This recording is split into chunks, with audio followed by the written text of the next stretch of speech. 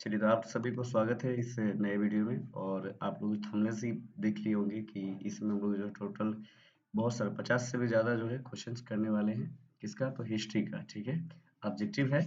और आप सभी लोग जो है ये हिस्ट्री का जो पहला चैप्टर है, ठीक है, तो आप सभी लोग जो है पढ़ लिए होंगे उसको। तो आप एक ऑब्जेक्टिव का जो है रिपीटेशन हो जाएगा और जिसके तहत आप पूरा आपका पूरा ऑब्जेक्टिव कंप्लीट हो जाएगा। ठीक है, इसमें लगभग सभी प्रकार के जो प्रश्न इसमें है ऑब्जेक्टिव के रूप में।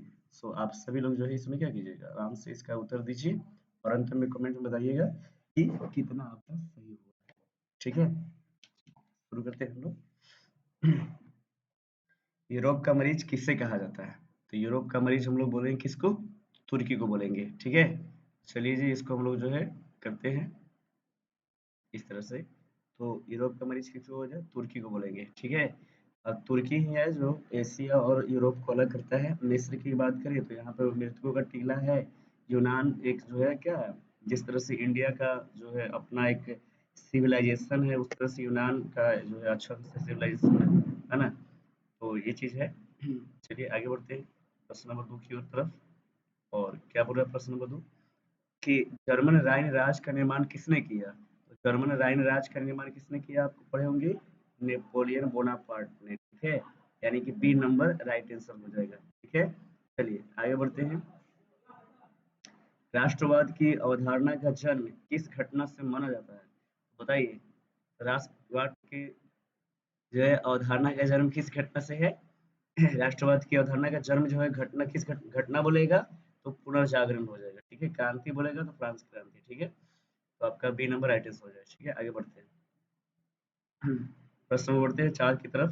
बोला नेपोलियन संहिता किस वर्ष लागू की गई? तो नेपोलियन संहिता जो लागू हुआ था वह 1840 में लागू हुआ था। ठीक है, तो ये आपका जो है ए नंबर राइट आंसर हो जाएगा। ठीक है, आगे बढ़ते हैं। अगला प्रश्न है कौन सा? ये आगे की प्रश्न कौन सा हो जाएगा आपका? एक मिनट रुकिए। ठीक है, तो 1804 में लागू हुआ था नेपोलियन संहिता। ओके, आगे बढ़ते हैं हम लोग जो है अगले प्रश्न की तरफ। गैरिबाल्डी पेशे से क्या था? तो गैरिबाल्डी पेशे से क्या था? एक नाविक था। ठीक है, तो नाविक यानी कौन सा हो जाएगा? डी। ठीक है, आगे बढ़ते हैं। चलिए आगे है कौन सा प्रश्न? प्रश्न में बढ़ेंगे हम लोग। इटली तथा जर्मनी वर्तमान में किस महादेश के अंतर्गत आते हैं? तो वर्तमान की अगर बात करें तो ये आएंगे आपको यूरोप से। ठीक है, यानी कि सी नंबर आपका राइट आंसर हो जाएगा। ठीक है, आगे बात करें हम लोग। 1829 में एड्रियानोपल की संधि किस देश के साथ हुई? तो यह हो जाता है आपका तुर्की के साथ, यानी कि ए नंबर आपका राइट आंसर हो जाएगा। ठीक है, चलिए आगे बढ़ते हैं। फ्रैंकफर्ट की संधि कब हुई? तो फ्रैंकफर्ट की जो संधि है आपका हो जाएगा 1871 में। ठीक है, और इसी संधि की वजह से क्या हुआ? जर्मनी का एकीकरण पूरा हुआ था। ठीक है, आगे बढ़ते हैं, है ना। देखिए फ्रैंकफर्ट के 1871 में, 1870 में हुआ सेडोवा का युद्ध और 1868 में सेडोन का युद्ध। ठीक है, तो इस तरह से आप लोग याद कीजिएगा, हो सके आगे एक प्रश्न आएगा उसमें जवाब भी देना कीजिएगा। ठीक है, नेक्स्ट बोल रहा है हमारा क्या कि इटली एवं जर्मनी के एकीकरण के विरोध निम्न में कौन था? इटली और जर्मनी के एकीकरण के विरुद्ध कौन था इसमें? तो ऑस्ट्रिया था, यानी कि सी नंबर राइट आंसर हो जाएगा। ठीक है, चलिए आगे बढ़ते हैं हम लोग प्रश्न नंबर कितना की तरफ? 10 की तरफ। काउंट काबूर को विक्टर इमैनुअल ने किस पद पर नियुक्त किया था? काउंट काबूर को जो है विक्टर इमैनुअल ने प्रधानमंत्री बनाया था, यानी कि सी आपका राइट आंसर हो जाएगा, है ना। तो आई थिंक आप सभी को जो है ये क्लियर हो रहा होगा अच्छे ढंग से। आप सभी लोग जो अच्छे कर रहे होंगे, आसान सा प्रश्न है ना, बट प्रैक्टिस अच्छे से हो जाएगा। इसी टाइप के प्रश्न जो है आते हैं, ज्यादा हार्ड नहीं होते, ज्यादा आसान भी नहीं होते हैं, है ना। इसी तरह के प्रश्न होते हैं। चलिए आगे बढ़ते हैं।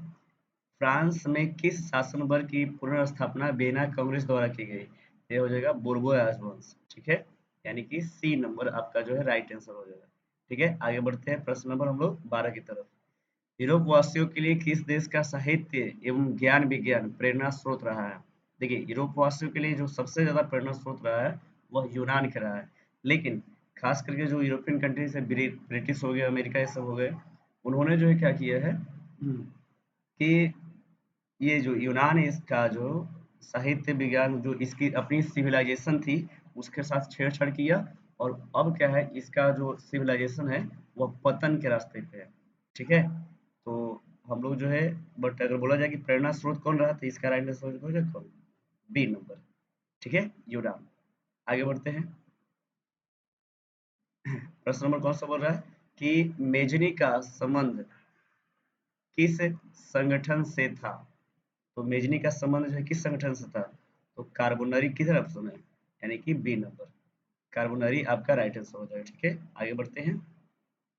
प्रश्न नंबर कितना की तरफ, जर्मन राज का निर्माण किसने किया, तो ये प्रश्न रिपीट हो रहा है, बता दीजिए सभी लोग, नेपोलियन बोनापार्ट ने। ठीक है, यानी कि बी नंबर आपका राइट आंसर हो जाएगा। ठीक है, आगे बढ़ते हैं प्रश्न नंबर कौन की तरफ, तो 15 की तरफ। 15 प्रश्न बोल रहा है क्या, क्या बोल रहा है प्रश्न, मतलब प्रश्न में कि जालबेरी ने एक संस्था थी, किसकी थी, तो एक व्यापारियों की संस्था थी। व्यापारियों ने मिलकर एक संस्था बनाया था जिसका नाम था जालबेरिन, और ये व्यापार के लिए किए गए थे। ठीक है, आगे बढ़ते हैं। रक्त एवं लौह की नीति का अवलंबन किसने किया, तो रक्त और लौह की नीति का अवलंबन जो किसने किया था, तो बिस्मार्क ने। बहुत बड़ा कूटनीतिज्ञ था, और वह जो लड़ाइयाँ लड़ती थी, तो 3 लड़ाई लड़ा था मुख्य रूप से। ठीक है, चलिए आगे बढ़ते हैं। देखिए, नेक्स्ट प्रश्न हमारा बोल रहा है कि ऑटो को निम्न में कहाँ का राजा घोषित किया गया था। तो ऑटो को जो है यूनान का राजा घोषित किया गया था, यानी कि आपका जो है बी नंबर राइट आंसर हो जाएगा। ठीक है, आगे बढ़ते हैं। अगला प्रश्न हमें बोल रहा है यूनान को स्वतंत्र राष्ट्र घोषित कब किया गया था, है ना। तो यूनान को जो स्वतंत्र राष्ट्र की अगर बात करें, तो घोषित किया गया था 1832 में, यानी कि बी नंबर आपका राइट आंसर हो जाएगा। ठीक है, आगे बढ़ते हैं।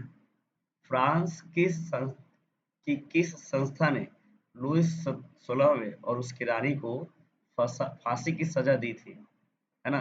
तो किस संस्था ने, तो याद रखिएगा आप लोग, जो है इसमें कौन सा हो जाएगा, स्टेटस जनरल ने नहीं, नेशनल असेंबली नहीं, कन्वेंशन ने। यस, कन्वेंशन हो जाएगा आपका राइट आंसर, यानी कि सी नंबर आपका जो है राइट आंसर होगा।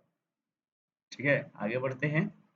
1830 की क्रांति के बाद फ्रांस में किस प्रकार का शासन स्थापित हुआ। तो 1830 में के बाद जो है ये जो था, क्या बोला जाता है उसका, हम्म, जो उसका वहाँ का चांसलर था मेटरनिख, ने अपना जो है निरंकुश जो है राजतंत्र लगाया शुरू कर दिया। सॉरी सॉरी सॉरी, संवैधानिक राजतंत्र हो जाएगा, और ये जो है आपका राइट आंसर कौन सा हो जाएगा इसमें, और संवैधानिक यानी बी नंबर। ठीक है, नेक्स्ट। किस संधि द्वारा स्वतंत्र यूनान राष्ट्र का ये उदय हुआ, तो कुस्तुनतुनिया की संधि हो जाएगा राइट आंसर आपका। ठीक है, सी नंबर आपका राइट आंसर। नेक्स्ट प्रश्न है, आगे बढ़ते हैं हम लोग अगला प्रश्न की तरफ, है ना। नोगुएल्फ आंदोलन का प्रणेता कौन था। नोगुएल्फ नोगुएल्फ आंदोलन का, तो मेकियावेली, गैरिबाल्डी, जियोवर्टी, है ना, इनमें से कौन रहेगा नोगुएल्फ का, तो है ना, इसका राइट आंसर जो आपका हो जाएगा मेकियावेली, यानी कि बी नंबर आपका राइट आंसर। ठीक है, चलिए आगे बढ़ते हैं। निम्नलिखित में किस युद्ध के परिणाम स्वरूप जर्मनी का एकीकरण हुआ, तो इसमें हम लोग जो है क्या बोल देंगे, इसमें हम लोग बोल देंगे सेडोवा का युद्ध। ठीक है, यानी कि हमारा जो है सी नंबर राइट आंसर हो जाएगा। अगर फ्रैंकफर्ट रहता, फ्रैंकफर्ट भी आपका सही हो जाता। चलिए आगे बढ़ते हैं। किस वर्ष अलेक्जेंडर चिमसिलांटी के नेतृत्व में ईरान में विद्रोह शुरू हो गया, तो 1800, ये हो जाएगा 24। ठीक है, आपका जो है सी राइट आंसर हो जाएगा। आगे बढ़ते हैं।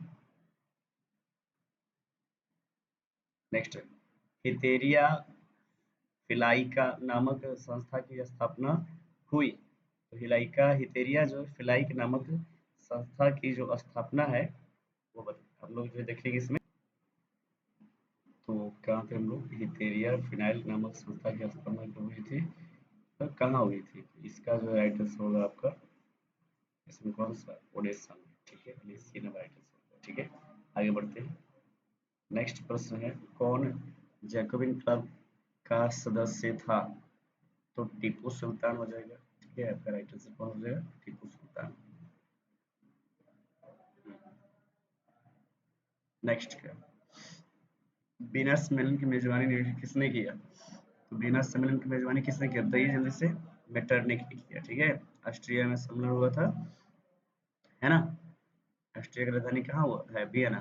वियना में ही हुआ है, ठीक है। चार्ल्स एल्बर्ट कहाँ का शासक था? चार्ल्स एल्बर्ट जो है कहाँ का शासक था बताइए जल्दी से। सार्डिनिया पेटमाउंट, है ना। और ये कहाँ के है? तो प्रस्सा। प्रस्सा इसको बाद में बोला गया, ठीक है। तो प्रस्सा हम लोग बोल देंगे इसका। नेक्स्ट है, फ्रांस में नेपोलियन सही थे, तो दोबारा रिपीट हो रहा है प्रश्न, बताइए जल्दी से इसका आंसर। 1804, है ना।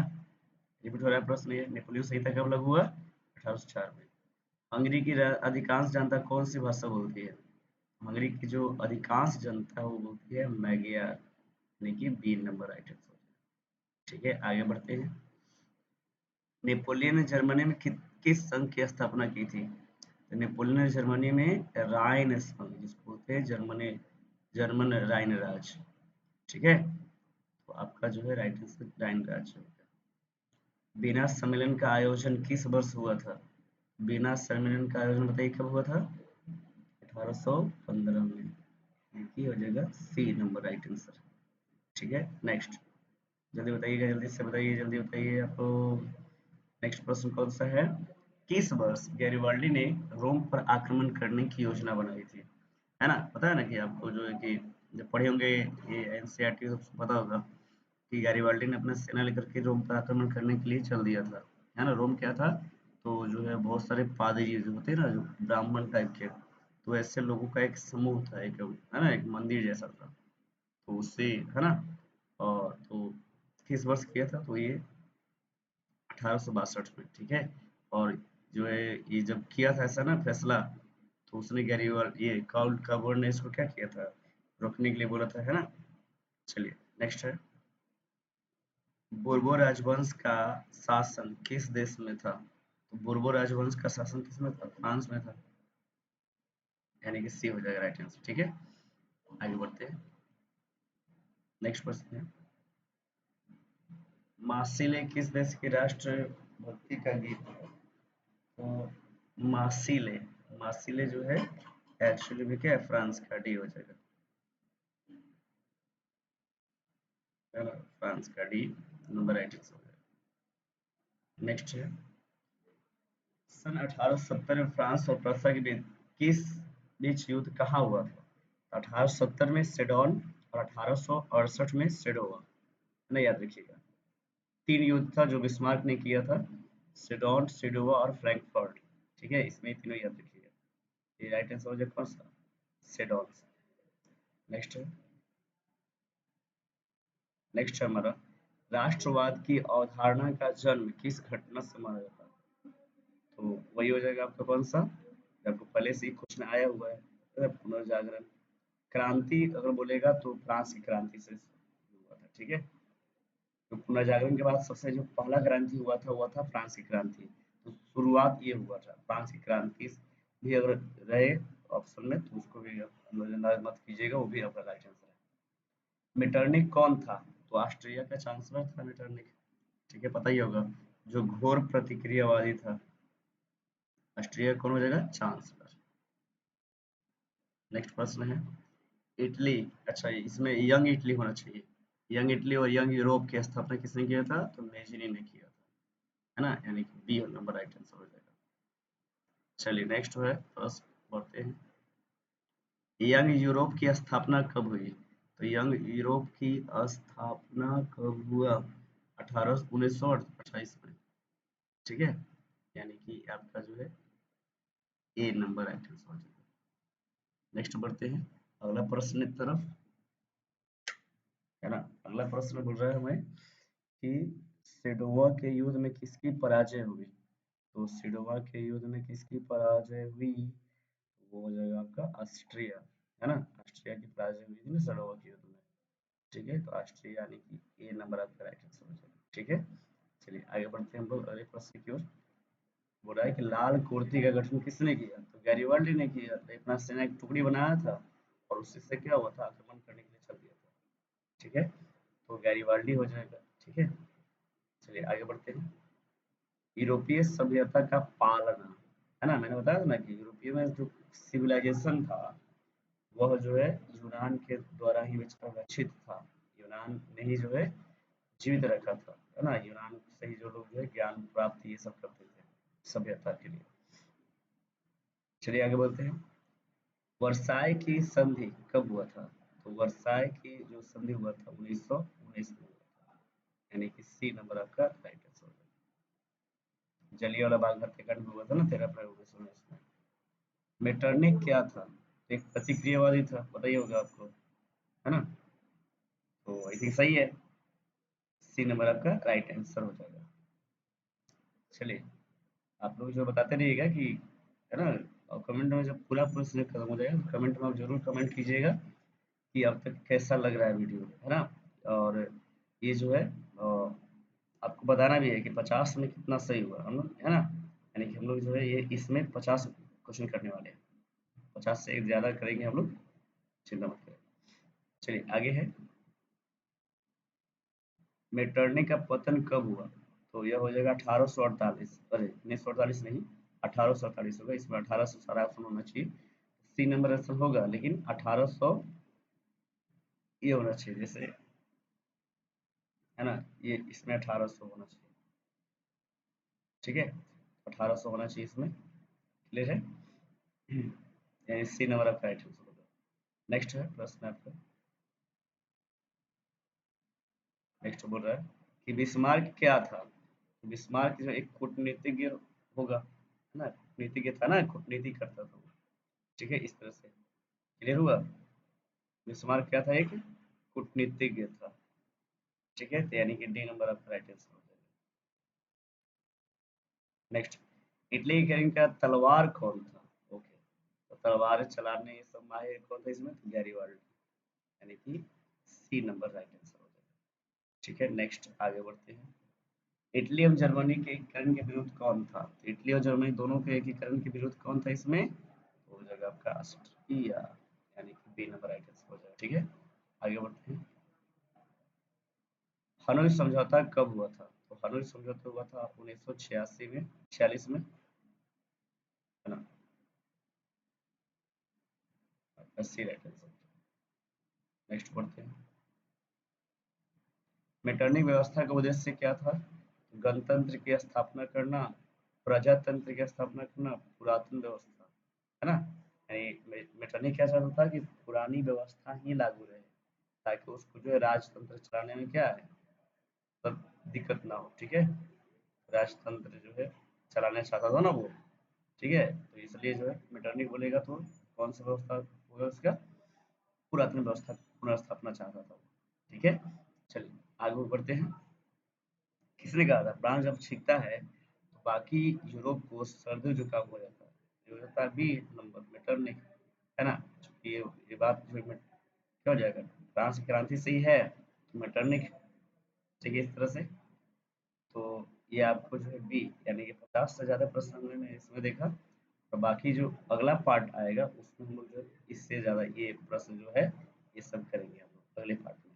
तो जो है ये आई थिंक आप लोगों को अच्छा लगा होगा, तो अपने दोस्तों के साथ शेयर कीजिए, बताइए कि हम लोग जो है इस तरह से यहाँ से हम लोग पढ़ते हैं, है ना। ये जो आपका हिस्ट्री का क्या है पूरा एक शॉट में हम लोगों ने क्या किया, 2 वीडियो आएँगे इसके वाला चैप्टर के लिए, तो 50 प्रश्न आप लोग देख चुके हैं, और आप लोग क्वेश्चन देख पा रहे होंगे कितना डिटेल से निकाला हुआ है क्वेश्चन, है ना? तो पूरा डिटेल से है। आपको वीडियो कैसा लगा कमेंट में ज़रूर बताएँ, दोस्तों के साथ शेयर करें ज़रूर, ठीक है? चलिए मिलते हैं अगले वीडियो में, तब तक के लिए धन्यवाद।